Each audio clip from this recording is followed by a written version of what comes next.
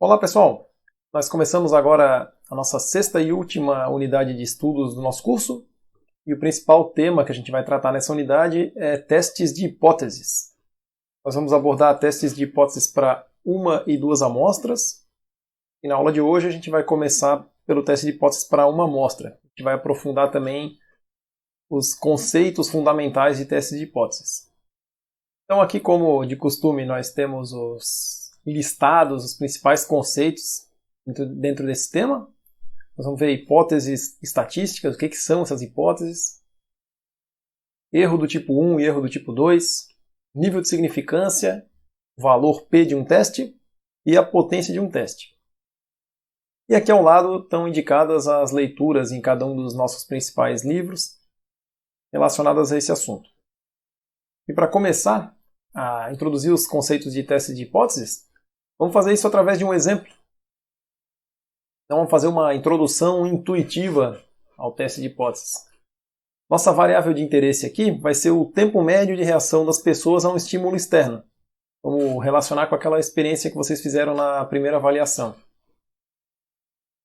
Vamos imaginar aí que para fins de projeto de algum dispositivo eletrônico de interação com o usuário, se deseja conhecer o tempo de reação das pessoas a um estímulo externo. Então a gente vai ter uma hipótese dentro desse nosso projeto aí, de que o tempo médio de reação das pessoas é inferior a 200 milissegundos. E reparem que eu anotei aqui, a média real da população é inferior a 200 milissegundos. Então o que a gente está interessado em conhecer é o parâmetro da população. Como vimos lá a gente começou a falar de inferência estatística. Para inferir sobre esse parâmetro aqui, nós vamos utilizar uma estatística, uma informação que a gente vai obter a partir de uma amostra. No nosso exemplo, a gente está interessado na média da população, então a gente vai utilizar a média da amostra. E aí quer dizer que se nós pegarmos uma amostra, calcularmos a média dos tempos dessa amostra e obtivermos um valor de 190 milissegundos, a gente vai poder concluir que a média real é inferior a 200? Não é bem assim que funciona. Como nós vimos, essa média de amostra também deve ser tratada como uma variável aleatória, pois cada vez que a gente repete esse procedimento de ir lá coletar uma amostra, calcular a média dessa amostra, esse valor tem uma variação. Então, é por isso que os testes de hipóteses são baseados em distribuições de probabilidade. E aí, para testar essa nossa hipótese, o que a gente vai fazer é supor uma distribuição e aí confrontar essa distribuição de probabilidades que nós temos na nossa suposição com os dados da realidade, com os dados da amostra. Então, para poder comparar uma suposição com os dados experimentais, nós precisamos supor uma única distribuição.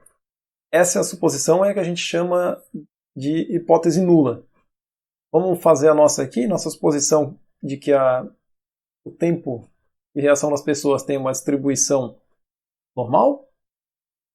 Vamos supor uma média de 200 milissegundos. E é isso aqui, por enquanto. E aí, nós podemos esperar que na hora que a gente for lá coletar a amostra e calcular a média dessa amostra, se a nossa suposição estiver correta, nós esperamos encontrar uma média de amostra que caia em intervalos de valores próximos da nossa suposição, correto? Médias de amostra próximas de 200 milissegundos. Se isso acontecer, são evidências de que a nossa suposição está correta. Em termos de probabilidade, valores próximos de μ0 aqui são intervalos de valores com alta probabilidade de ocorrer. Não é isso? Por outro lado, se nós formos lá, pegarmos a amostra e ela resultar em valores distantes de μ0, isso é uma evidência de que a nossa suposição está errada, porque a gente vai ter valores com pouca probabilidade de ocorrer, intervalos de valores de baixa probabilidade diante dessa distribuição aqui, o que vai indicar que a nossa suposição está errada e nós vamos rejeitá-la. Então essa é a ideia do teste de hipóteses.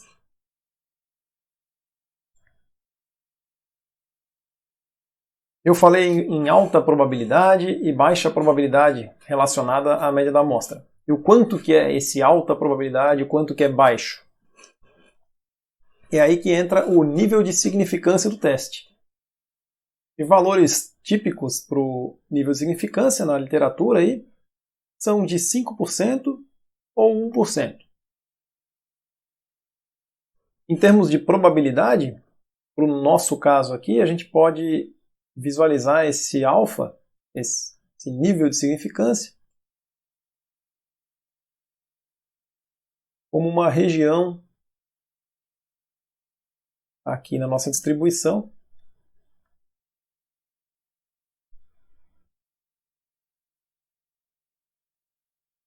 e vai ter esse tamanho de 5% ou de 1%.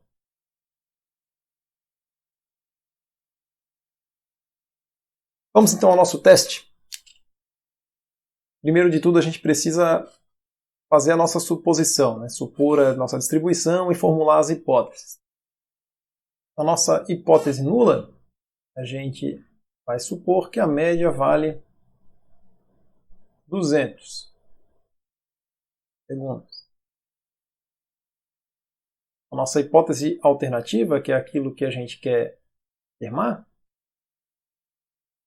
vamos dizer que a média é inferior a 200. No caso aqui é significativamente inferior, porque a gente está trabalhando com distribuições de probabilidade.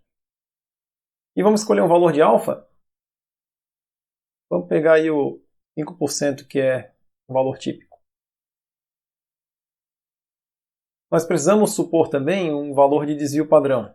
A gente vai começar didaticamente aqui com o primeiro caso, que é supor que esse desvio padrão é plenamente conhecido, e aqui eu atribuí o valor 30, relacionado com o problema aí. Então está formulado aqui o nosso teste. Agora a gente vai lá nos dados experimentais, coletar uma amostra para continuar com a nossa análise.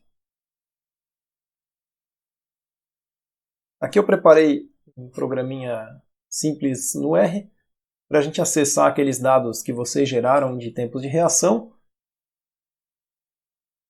E aí se eu faço uma amostra dessas aqui, aqui está ela.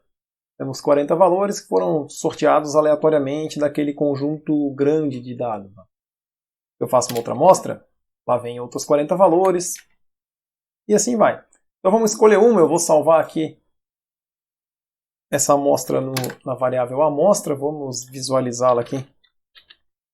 Tá aqui, ó, esses são os 40 valores que a gente pegou. Vamos calcular então a média dessa amostra aí.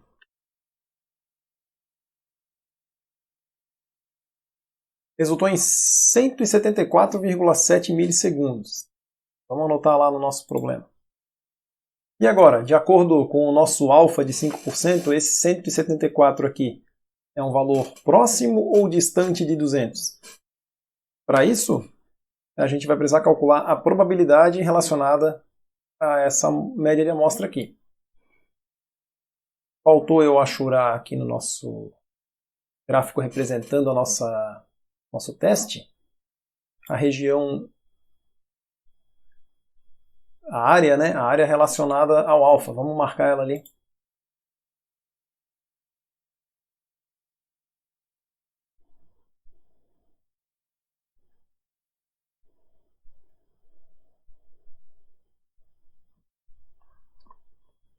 E agora, vamos calcular essa probabilidade relacionada ao x. Nesse caso aqui, a gente quer calcular a probabilidade de ter ocorrido isso ou algo mais distante ainda de μ0. Então, P do x menor que o x que a gente obteve. E aí a gente vai calcular um z, né? Aquele procedimento que vocês já conhecem. Encontramos um z, vamos lá na tabela e encontramos a probabilidade. O Z resultou menos 5,33. Isso quer dizer que P de x menor do que 174,7 é igual a 4,8 vezes 10 na menos 8, um valor bastante baixo, bastante inferior ao 0,05. Então, essa probabilidade aqui, que a gente acabou de calcular,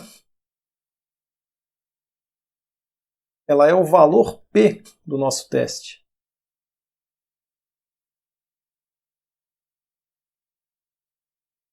Como esse valor P foi inferior ao alfa, isso quer dizer que a nossa amostra resultou num valor pouco provável em relação à nossa suposição. Então, essa suposição deve ser rejeitada.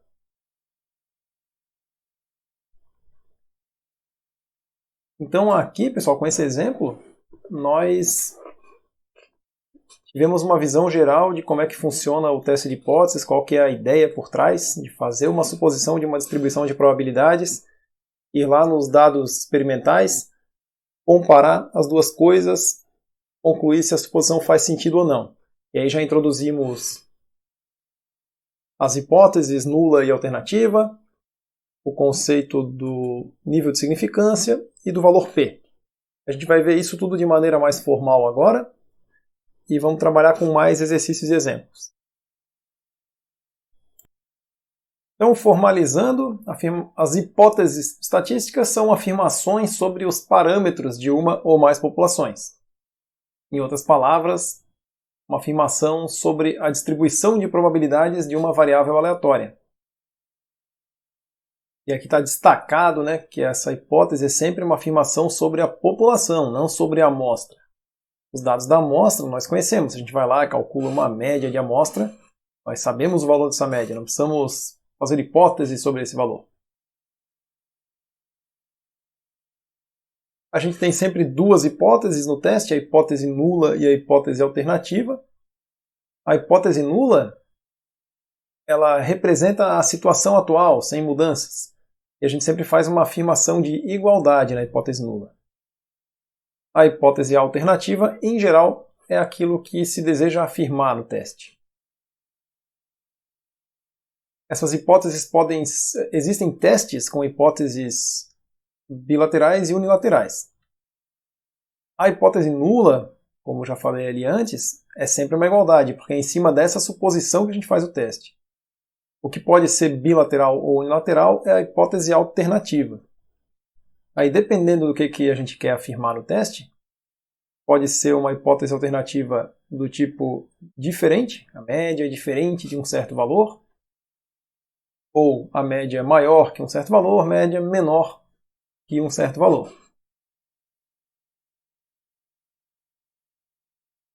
Vamos agora falar das decisões e erros no teste. Quando a gente realiza esse teste aí, a gente vai tomar uma decisão com relação à nossa hipótese nula. Então a gente pode rejeitar a hipótese nula ou não rejeitar. O termo aceitar H0 também é utilizado, mas o mais correto é dizer não rejeitar a hipótese nula. Aqui a gente tem então uma tabelinha com as decisões possíveis, a realidade e o que aconteceu, se a gente errou, que tipo de erro, ou se a gente não errou. A realidade é desconhecida, a gente nunca vai ter certeza dessa realidade. Mas supondo que H0 seja verdadeira e o nosso teste não rejeitou, tivemos um acerto. Se H0 é verdadeira e o nosso teste rejeitou a hipótese nula, nós incorremos num erro, né? Rejeitamos algo que era verdadeiro. Esse é o chamado erro do tipo 1, representado também pela letra alfa, que é aquele mesmo nível de significância que nós vimos ali. Se a hipótese nula é falsa e o nosso teste rejeitar essa hipótese nula, acertamos. Já se nosso teste não rejeitar a hipótese nula e ela era falsa, a gente incorreu no erro do tipo 2, que é representado a probabilidade desse erro é representada pela letra beta. A probabilidade de erro do tipo 1 significa a probabilidade de rejeitar H0 quando ela for verdadeira. O valor dela é o próprio alfa. Vamos voltar lá no nosso exemplo para entender melhor isso aqui.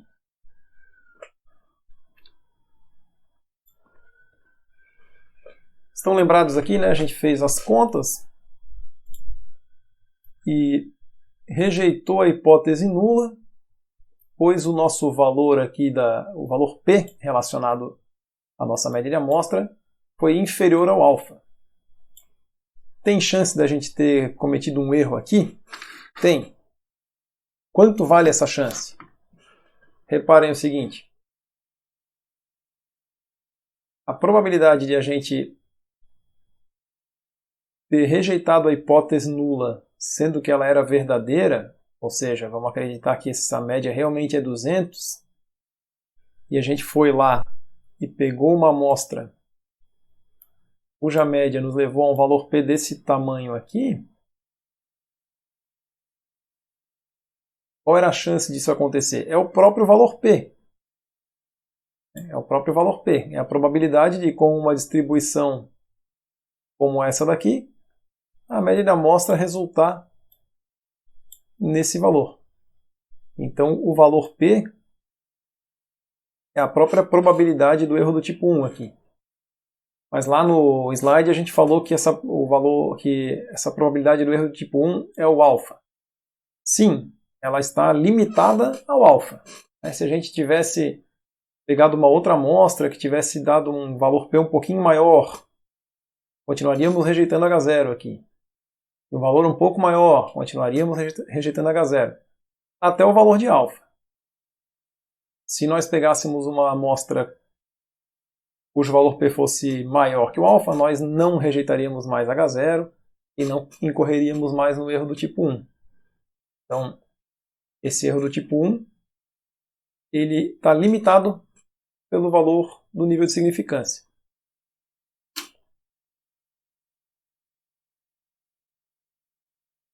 E aí, como nós que escolhemos o limite desse erro do tipo 1 quando começamos o teste, a gente diz que rejeitar H0 é uma decisão forte, porque ela foi feita com uma probabilidade pequena de erro, que nós escolhemos.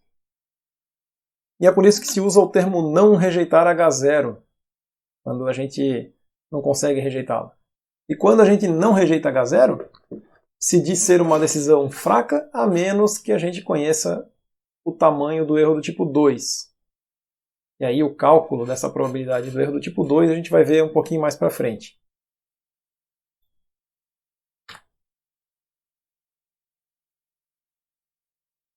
O valor P é uma probabilidade associada à estatística de teste. Tem duas principais interpretações, uma delas é o menor nível de significância que conduz à rejeição de H0, como eu acabei de mostrar para vocês ali naquele exemplo.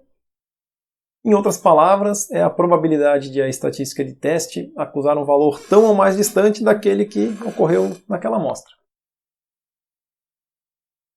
Essa abordagem do valor P é bastante importante que todo mundo entenda, porque é ela que vai ser utilizada em software. Quando vocês forem fazer algum teste de hipóteses utilizando um software, por exemplo, o R, ele vai calcular o valor P do teste de vocês e vocês vão tomar a decisão com base naquele valor P.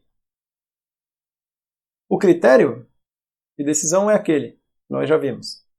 Quando o valor P resultar menor que o nível de significância que a gente definiu para o teste, rejeitamos H0. Se o valor P for maior ou igual ao nível de significância que a gente definiu, o teste não rejeita H0. No exemplo introdutório, nós fizemos o teste de hipóteses de uma maneira intuitiva e um tanto informal. E a gente vai ver agora um procedimento geral que serve para todos os tipos de teste de hipóteses que a gente vai estudar e que ele vai nos orientar a executar esses testes de maneira objetiva e assertiva. Consiste desses 6 passos aqui. Primeiro, identificar o parâmetro de interesse. Por enquanto, a gente só viu o caso da média, mas como comentamos anteriormente, a gente pode estar interessado em fazer inferência sobre variância, sobre proporção. Então, o primeiro passo é esse aí. Segundo, formular as hipóteses H0 e H1. Terceiro, determinar a estatística de teste apropriada. Por enquanto, nós só temos uma estatística de teste, mas ao longo do curso a gente vai vendo outros tipos de teste e outras estatísticas de teste vão aparecendo.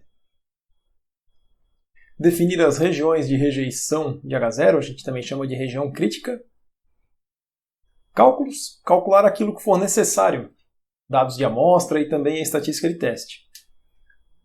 Após feitos esses cálculos, a gente pode tomar a decisão do teste, sempre se referindo a H0, e interpretar o resultado.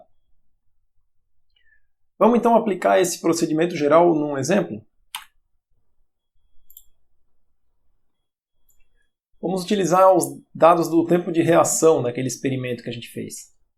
Então, com base nos dados experimentais ao lado, realize um teste de hipóteses com o objetivo de rejeitar a seguinte afirmação.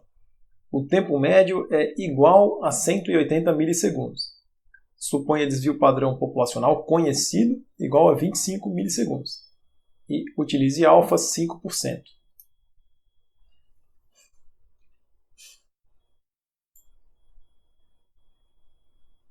O primeiro passo do nosso procedimento, parâmetro de interesse.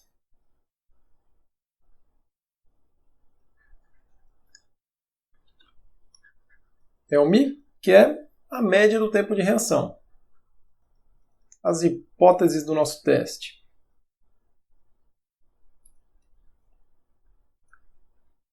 Nós vamos ter H0, média igual a 180.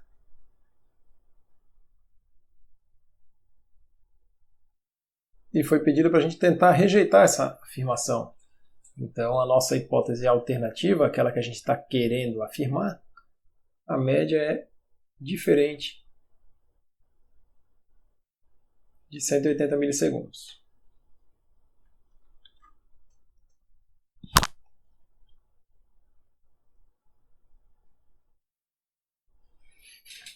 Terceiro passo, definir qual a estatística de teste mais adequada.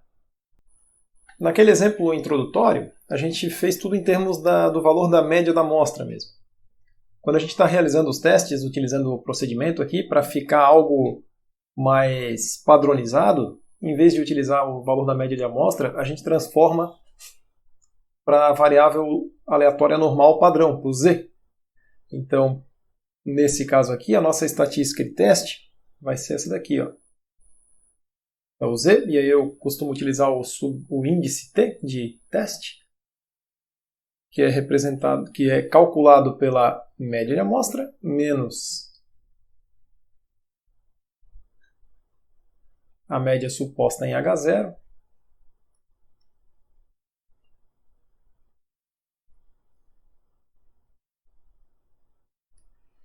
dividido pelo desvio padrão da média da amostra, ou seja, sigma sobre raiz de n. Reparem que isso aqui é uma forma de a gente poder comparar a posição da média com aquela região crítica e assim tomar a decisão do teste. O passo 4, definir as regiões de rejeição de H0. Nesse caso aqui, a gente tem um teste bilateral, devido à hipótese alternativa ser μ diferente de 180. Então, a gente vai ter uma região crítica bilateral.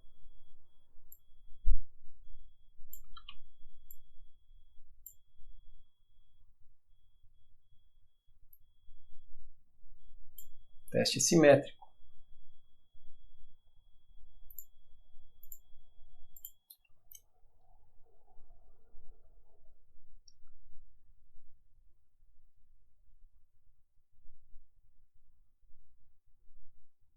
E o tamanho dessa região aqui, nós vimos alfa sobre 2. Nesse caso aqui, do exemplo, vai ser 0,05 sobre 2, então 0,025 é o tamanho daquela área achurada. Aqui é a mesma coisa. E em termos de Z, o Z, que corresponde a uma área de 0,05 aqui, é 1,96. Desse lado,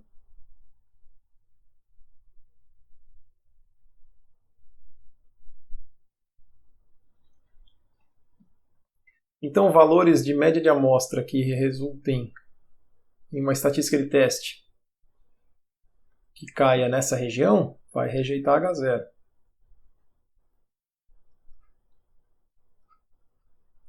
E a mesma coisa aqui para o outro lado.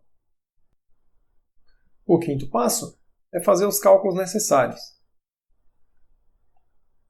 A gente precisa aqui calcular a média da nossa amostra. Fazendo os cálculos, a gente vai obter 174,47 milissegundos.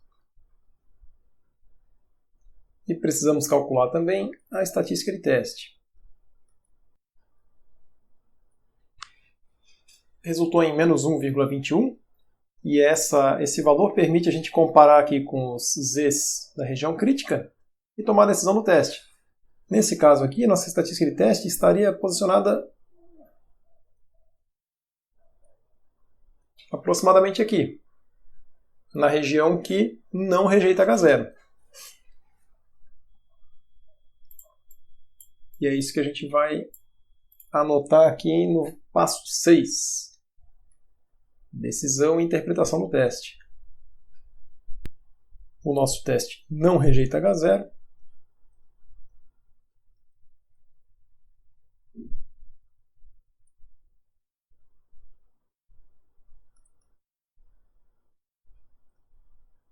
Então não há evidências estatísticas para afirmar que a média real seja diferente de 180. Isso com um nível de significância de 5%. E está resolvida a primeira parte. Aí na segunda, na letra B, foi perguntado para a gente calcular o valor P. E o valor P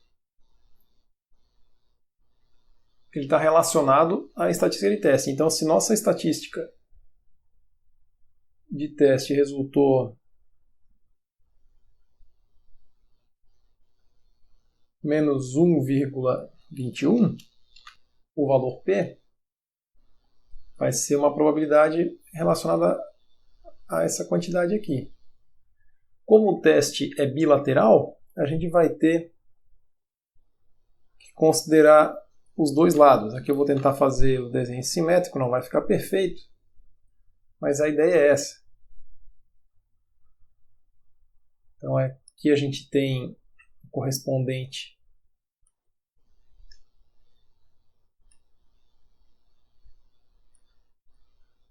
ao Z igual a menos 1,21.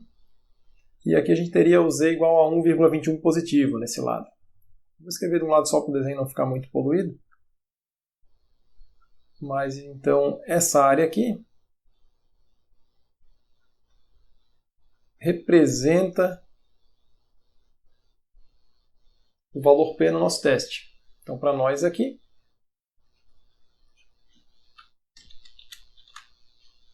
pode calcular por 2 vezes a probabilidade de Z menor que ZT. Essa probabilidade aqui vocês vão pegar lá na tabela, vai dar 0,113140.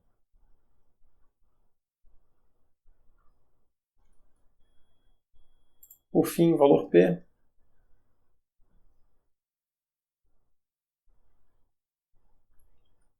(0,2263).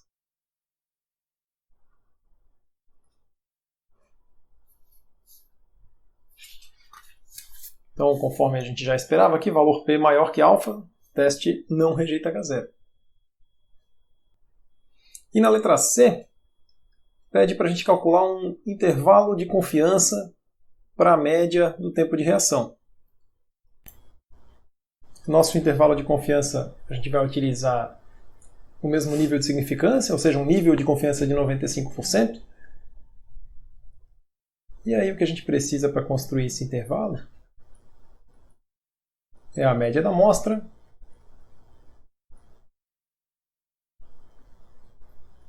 o valor de Z correspondente a esse nível de significância aqui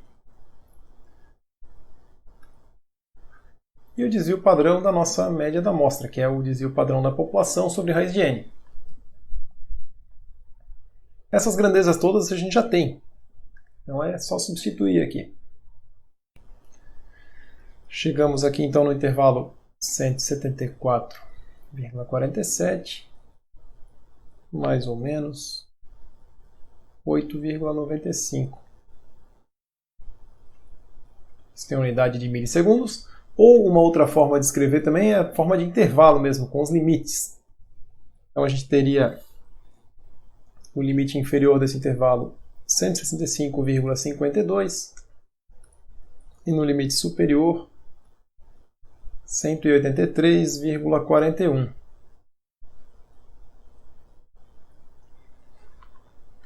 Então está feito. As duas formas são corretas, são válidas. E eu queria destacar aqui que tem uma relação, uma conexão entre o teste de hipóteses e o intervalo de confiança. No teste de hipóteses, foi feita a pergunta para a gente se era possível rejeitar a afirmação de que a média real seja 180. Olhando para o intervalo de confiança, é possível rejeitar o 180 como um valor plausível para a média? Não, né? O intervalo de confiança ele contém o 180, então o 180 está dentro dos valores do intervalo de valores altamente prováveis para o parâmetro verdadeiro. No teste que a gente fez anteriormente, supusemos que a variância populacional era conhecida. Muitas vezes na prática isso aí não se aplica, tudo que a gente tem são as informações da amostra.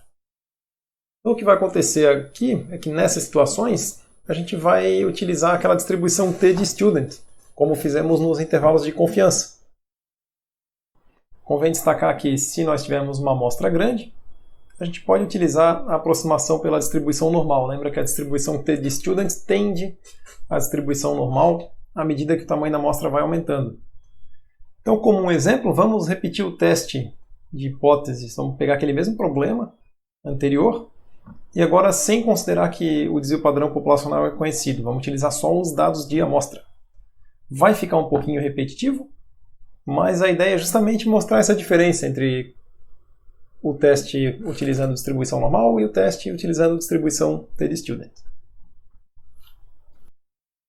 Seguindo o nosso procedimento geral, o parâmetro de interesse continua sendo a média do tempo de reação.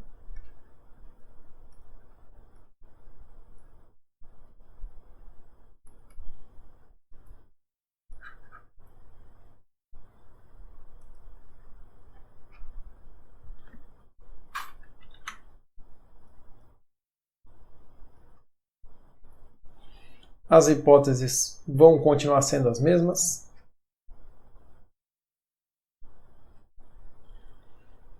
A estatística de teste vai mudar.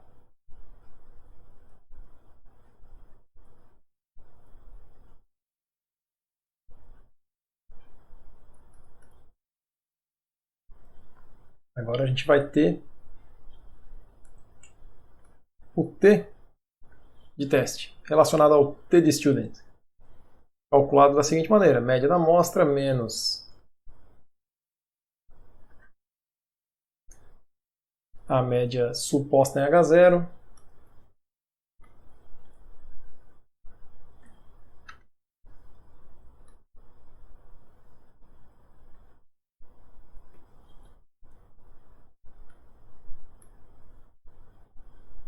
dividido por S, que é o desvio padrão da amostra, sobre raiz de n. Então o que mudou aqui é que entrou o S, o desvio padrão da amostra.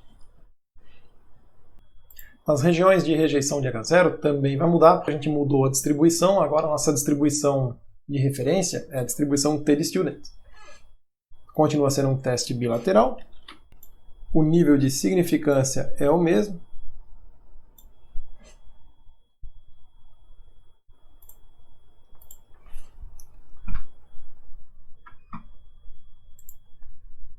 Mas em vez do Z, a gente vai ter aqui um T, coeficiente T, que leva em conta o nível de significância, alfa sobre 2, e também o número de graus de liberdade, tamanho da amostra menos 1. Aqui nesse caso, a gente vai ter T de 0,025,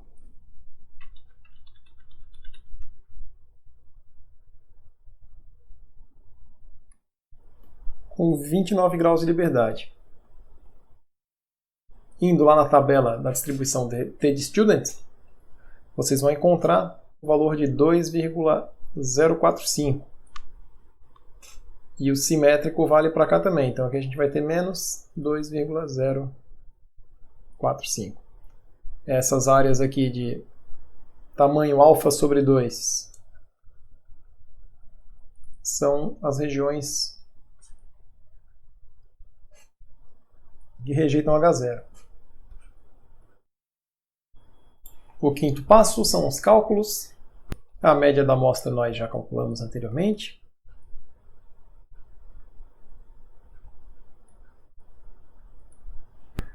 Nós precisamos também do desvio padrão da amostra, né? Vocês podem jogar lá na calculadora ou numa planilha e vão encontrar 32,66 milissegundos. Com isso, a gente consegue calcular a estatística de teste.